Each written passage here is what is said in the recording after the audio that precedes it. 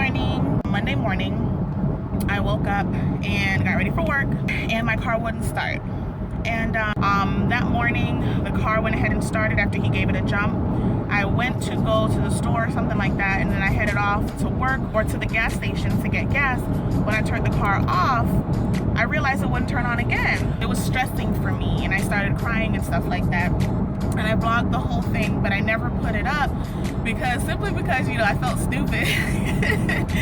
Like, I'm like, some people may look at it and be like, why is she crying? Like, why is she being so overly dramatic? Like, you know, stuff like that happens. Like, just fix the issue and move on. But I went to work that evening, and I already knew that I was probably gonna need a jump because it was starting to seem like every time I turn off my car, it wouldn't want to turn back on, you know. And I hate asking people for stuff. It was like a thorn in my side to even try to stop somebody to ask them for a jump. So I found somebody that night. They helped me. The second night, I had to do it again. A third day, I was so grateful because most of the times, most battery places, they give you like 2 years, right? But Sam's Club give you 3 years warranty, and I was so glad for that because I was like 2.5 years in. I had issues with that because, let me tell you, so I went to the battery place, right?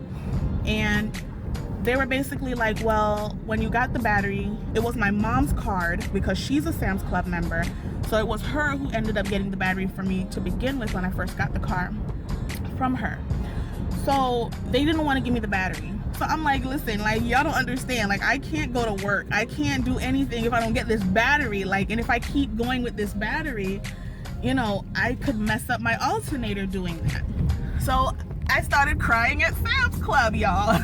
The guy felt so bad for me. He was like, okay, just go and tell the women at the membership desk, you know, just let them know it's an emergency and blah, blah, blah. And I was like, I did, and they don't want to help me. Like, when I tell you, those ladies were so mean and rude. She was just like, nope, sorry, procedure, we can't do it. And I was like, well, what if I wanted to become a member right now in order for me to, you know, get this done? No, we're not taking memberships right now.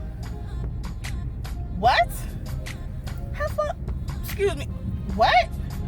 Okay, I got your membership. I was so upset. I called my mother and I was like, Mommy, I don't know what to do. I don't know what to do. I don't want to give me a battery. I'm not gonna be able to go to work.